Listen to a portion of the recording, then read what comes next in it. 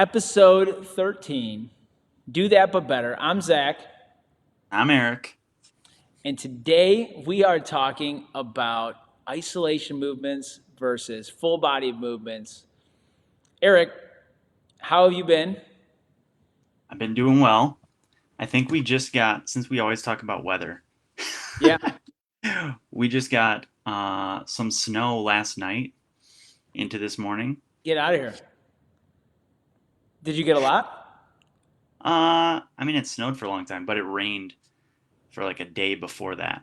Oh, wow. So there was snow on everything this morning. It's all melted. Should be 70s like tomorrow or the next day. That is crazy. We're, Yeah. we're actually this morning when I was on the way to the gym, it was 36 degrees. And it's actually, I mean, it's pretty chilly right now, but it's like sweatshirt. It's sunny, you Mhm. know. But yeah, well, awesome. And how was your trip? You went to Florida. Yep, it was great. Took a bandwidth, dropped into a 24-hour. Awesome. So spent a lot of time on the beach. Probably saw a video. Eloise requested while we were out by the pool that I do some push-ups with her, That's awesome. meaning that she sits on my back and I do push-ups. So that was actually fun. I did 2 rounds of 1 minute max effort push-ups with her on my back, and then 1 minute max effort squats with her on my back. Awesome. That's a And good one. now, what'd you do at did you say 24-hour fitness? Yeah. So what'd you do there? I just followed the program that I've been following. Okay. So did push press, some squats, pull ups, all that stuff. All right. Well, because The I was going usual. to say, I was perfect segue into what we're talking about. So isolation movements.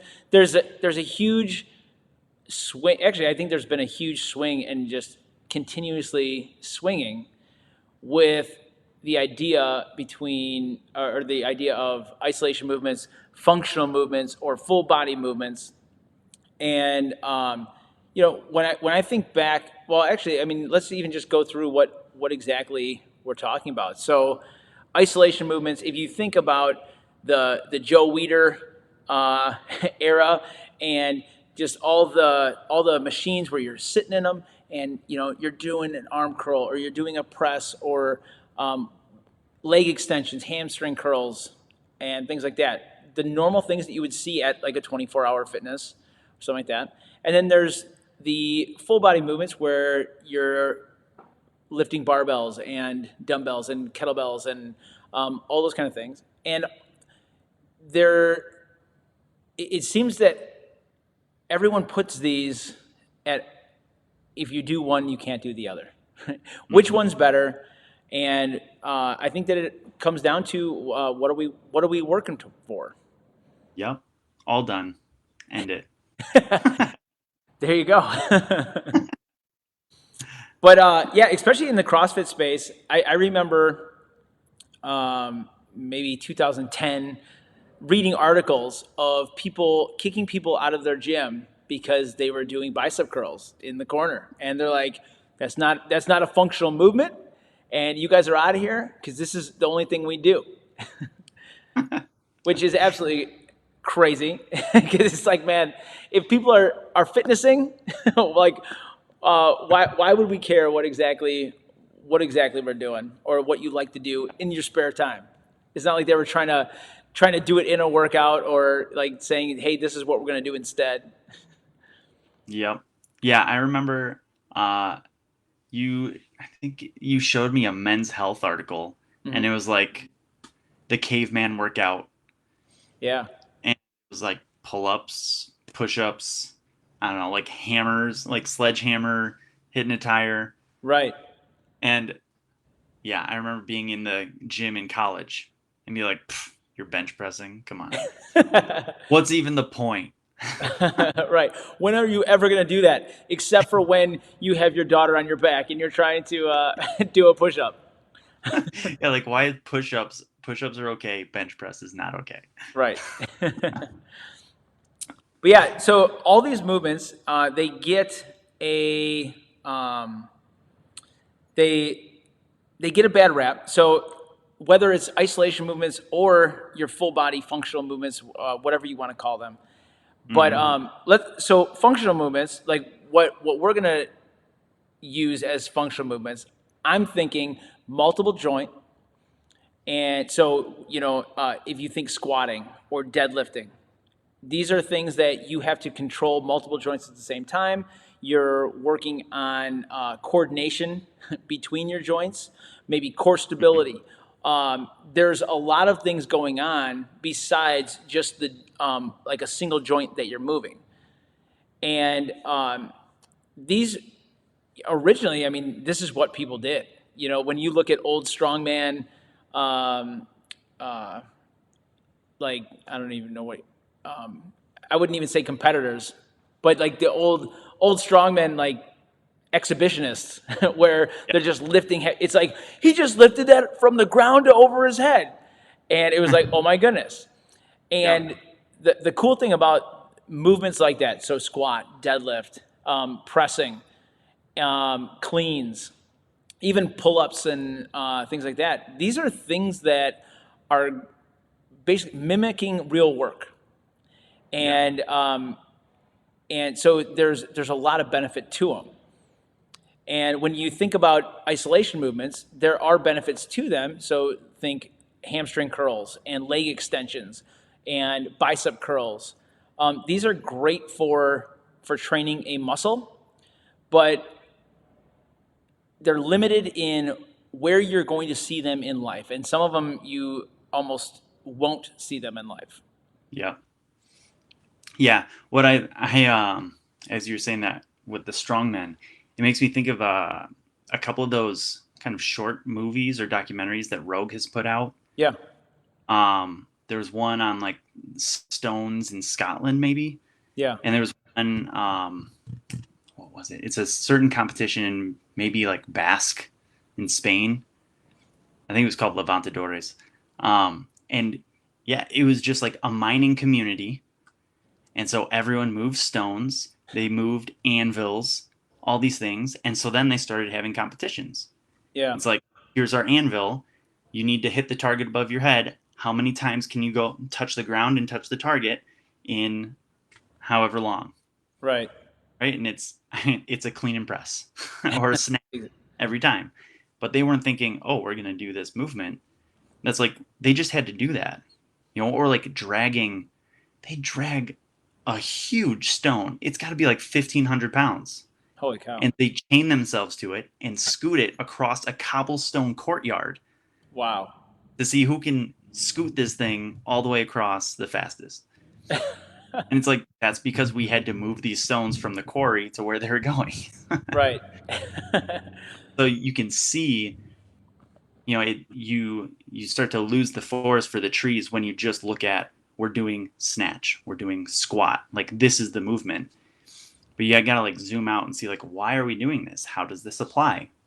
Right. And that's really what the functional movements are, is we're on the like opposite end of the timeline, where it started with, here's the things we have to do. How do I train to do that? Mm-hmm. Now we're on the end where it's like, I'm training these movements, but I've forgotten that it actually applies to all these. Yeah. Yeah. And so when, I think when you look at functional movements and you are just trying to get good at them, and you're not thinking about why we're actually doing it. You leave a lot to be desired in like how you're able to apply what you're doing. And really that's one of the problems with isolation movements, is that like what am I trying to use it for? And if I can't figure out why I'm using it, then I have a little bit of a problem. And I just got new lights in here, and they're on a motion timer. And so they're slowly turning off around me. But so we, if you have in isolation movement, and well, actually, like let's just take it to what are they good for? And Eric, Mhm. you talk about what they're good for. Well, I go turn this light back on. Yeah, so isolation movements are they're great for one thing, like therapy, like rebuilding after injuries, Mhm. things like that. They're also great for preventing injuries in the first place by working on imbalances. So if you know that one shoulder is stronger than the other, or one leg, you shift in your squat, then you can start addressing that with isolation movements, whether it's building strength in a specific muscle group or building coordination. Because, right, this is, you always hear someone, doesn't matter if you're in Planet Fitness or a CrossFit gym, saying, where should I feel this? Yes. Right? And a lot of people, especially with squats, are like, I don't feel this in my glutes. Okay, well, here's the answer. Go do some isolation movements. Go do some glute bridges. Go do some hip extensions. Do some clamshells Hmm. where now your buns are burning. You're feeling your glutes. Now come back and squat. Okay, you can feel your glutes now. Now use those muscles that are burning. For sure. So you start to build the awareness. And I know like bodybuilders talk about the mind muscle connection of like you do this isolation movement and you are thinking about that muscle and you're looking at it and you are focusing on squeezing that muscle as hard as you can. And so if you've got something like a squat and you're not feeling the muscles that you should be feeling, you can use those isolation movements to learn to feel them, and learn to activate them. Because your nervous system, like it's your brain, it's malleable. And so if over time you've forgotten how to use your glutes by sitting all day, every day, you're Right. going to have to relearn that. It becomes neurological. So isolation movements are excellent for that. Yeah, I definitely think it brings awareness to what you're doing, and like you said, therapy and fixing imbalances. Or actually, even if you have an injury, it's like, Hmm. oh, like I have a broken leg. Well, guess what? I can still work my muscles, and not have to worry about my other leg or stability or anything else. But Hmm. that's one of the downfalls of isolation is that you don't have to work on stability or coordination or anything like that. So if I am only doing isolation movements, then especially if I'm an athlete or if even if I just want to use this in life, I don't necessarily know how to put things together because Hmm. you know where do you really see a leg extension in um, in real life? And I mean, you could argue bicep curl, but yeah, there's some things where you're going to lift, but um, not necessarily the way that not the weight that you're using, because really when you start lifting heavy weights, a clean is going to be a lot more efficient. And that's Yeah. one of the cool things about functional movements is that they are really breaking down the most efficient way to move. And when lots of times people talk about functional movements being unsafe, like they're too complex and things like that. The the things that this is what we naturally do. We naturally pick things up. And so if I can get better at a deadlift, now I'm going to more efficiently move anything that I have. Hmm. And it is going to be safer. And although they are complex, I'd say that they are um, like irreducible.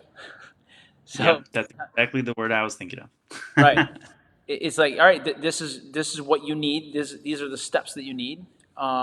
This is where you're going to put your the center of mass. And if you think about squatting, what is that doing? It's the most efficient way to lower your center of mass, right? And so wherever that center of mass is, if it's on your back, if you're holding it in front of you, if it's up on your shoulders, if it's over your head, I'm going to lower that center of mass as balanced and controlled as I can.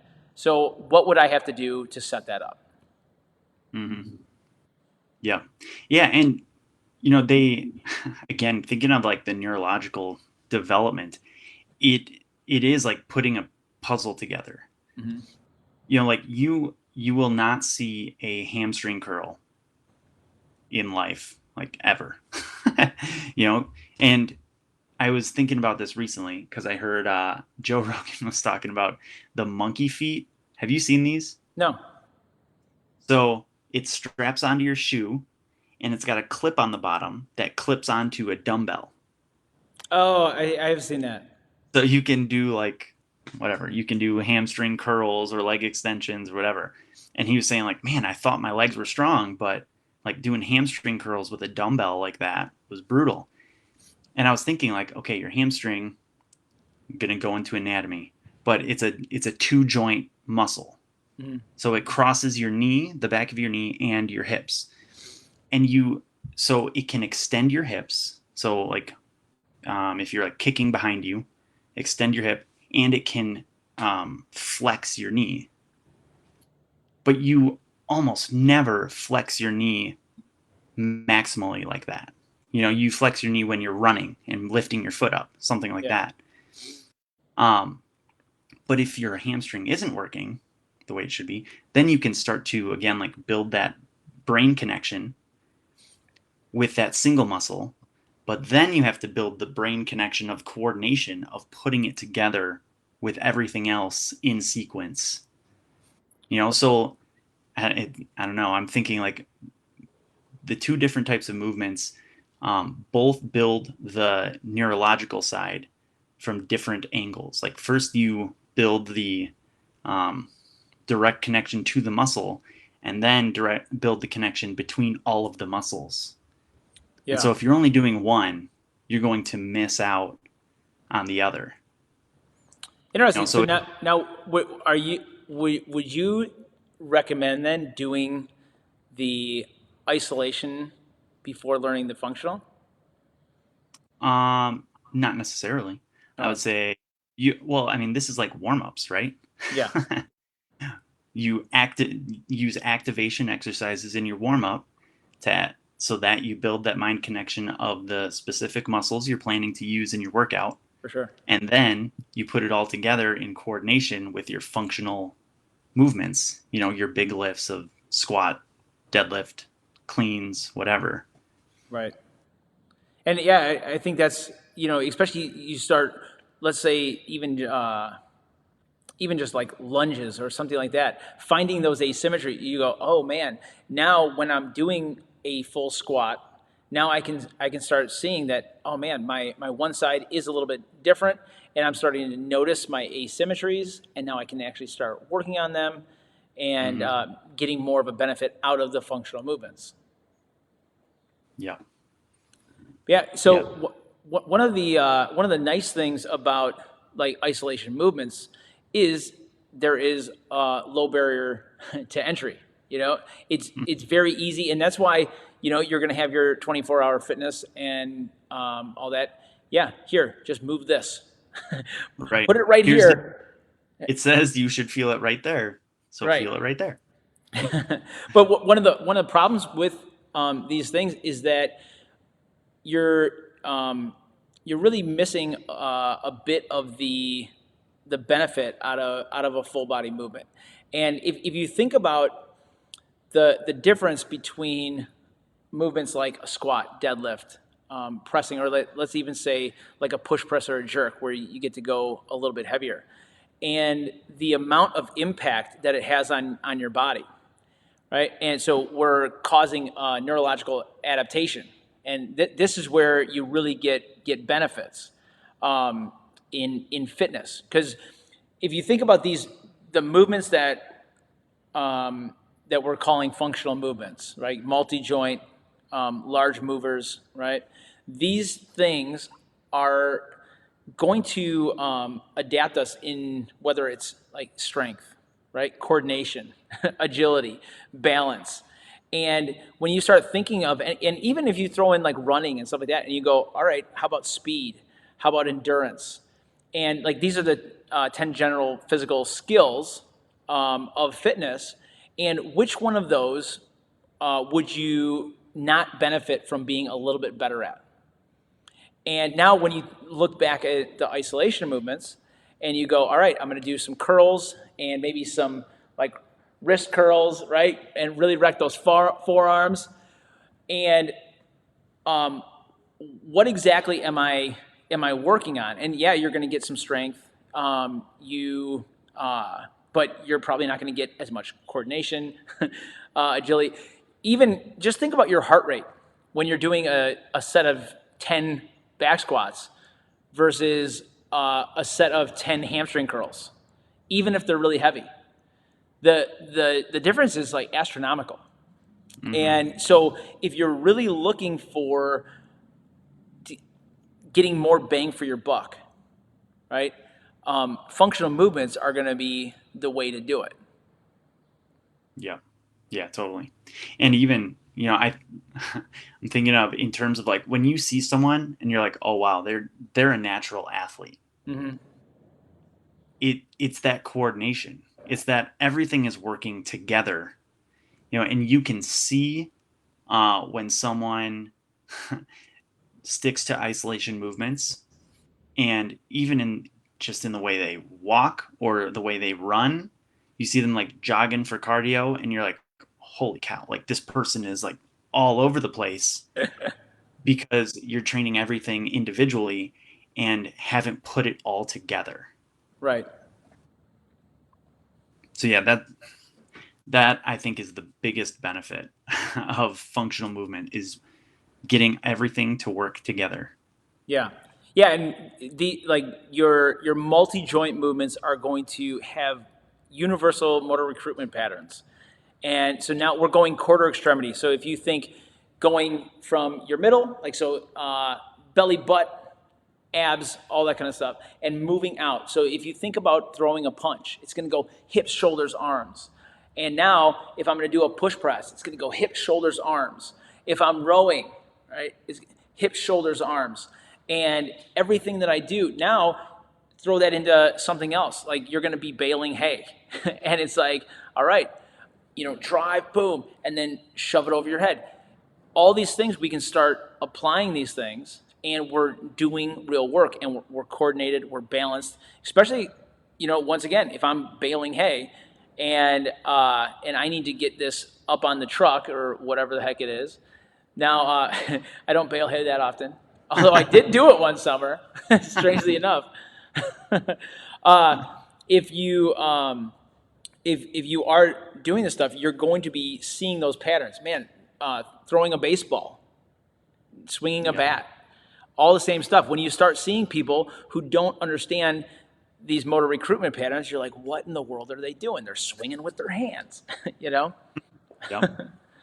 Yeah. I was thinking when I was working for a racing company, we'd have all these big jugs of water that I would clean and fill and put up on shelves. And it was totally that. I was like, oh, I can kettlebell swing this. Like it's all hips, right? It's a hip, pop it up, and then use your legs to push it up onto the shelf. Yeah. I was like, oh, that works great.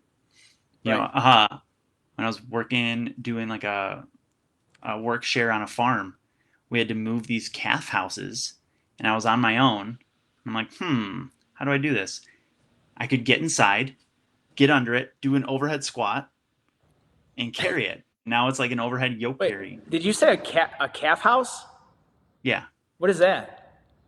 It's probably like 5 feet tall for like baby calves to sleep in. And why were you moving them? Because they were in the wrong spot. I don't know. Who the heck? Well, yeah. I mean, there's so many examples throughout life. I mean, just picking up your groceries and figuring out like, am I picking it up from the ground? Am I bending over at my back, or can I bring my hips down and lift it up? Right.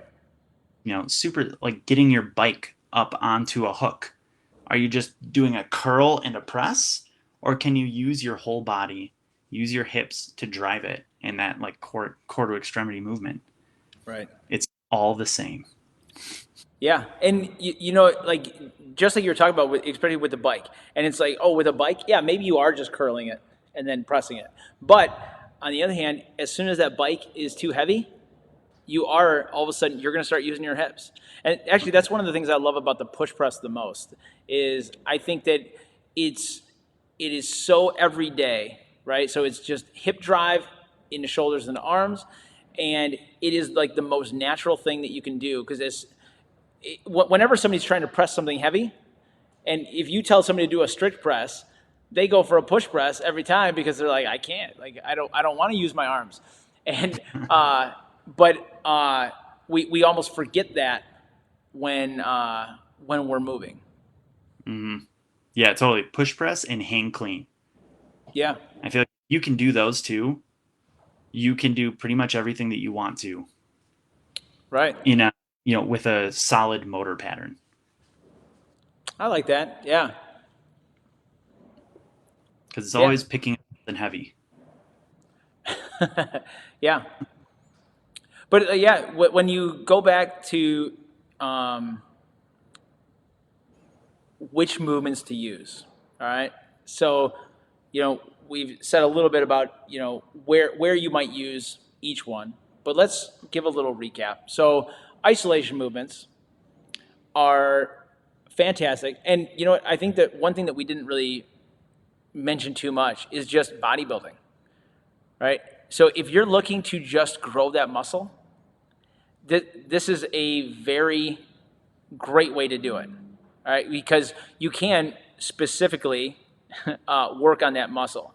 And this is one huge thing, people always go, all right, I'm going to lose body fat. Like, I'm going to lose my stomach by doing a bunch of sit ups. And it's like, wrong. This isn't for losing body fat. This is for building muscle. And so when you're working that muscle, like, and especially isolated, like whether it's a crunch or whatever it is, hamstring curl, you are specifically working on that to try and grow it, all right? Not lose body fat. But that is why it is so beneficial for somebody like a bodybuilder who wants to have perfect symmetry and get the most growth out of each muscle. And now when I'm posing, I know exactly which muscle. Man, if you've ever watched a bodybuilder and, when they go and light up their back and it just lights up like a Christmas tree, it's like, how in the world did they even know that those muscles were there? Right. And actually, recently I was working with my kids because I'll peck pop, and they're like, "How do you do that?"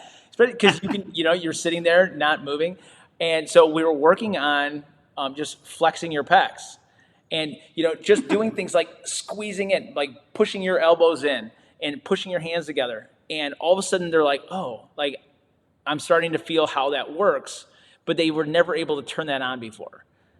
And actually, when I think about the Alexander method, so I borrowed that book from you, and he said that everybody should be able to wiggle their ears, and now you're finding total body control of specific small pieces, which we don't always do. And if I can do that, it's gonna be more beneficial once I put it all together, coordinating through other parts of my body. Yeah. Yeah. Yeah. So the isolation are awesome for that. Also, I think we had mentioned like kind of therapy, for injuries, post injury or pre injury, like prehab. Yeah. Building up the tendons, the ligaments around a joint, and building that awareness around how it functions. Yeah. And That's huge. I think that's been huge in the CrossFit space, especially because, for so long, everything was just smash, smash, smash, and functional movements only, and weren't really looking into accessory work, to build up your weaknesses. Even though, like, I mean, that is even part of like the CrossFit credo is like, find your weakness and smash it. And that, it's like, all right, we're just going to do more squats. And it's like, well, maybe maybe work on more of an isolated movement. And, Marcus Philly and functional bodybuilding and things like that, that was exactly why he started things like that, because it was like, hey, my body hurts and maybe I'm going to slow some stuff down. Maybe I'm going to get lots of reps and work on like tendon and ligament health. And when you look at even Louis Simmons, Westside Barbell, and 20% is squat, bench, deadlift, and then the rest is accessory work. They're building the strength around those things. They're finding their weakness, and they're going to go and smash that, so that when they go right back to that functional movement, they're able to do it really well.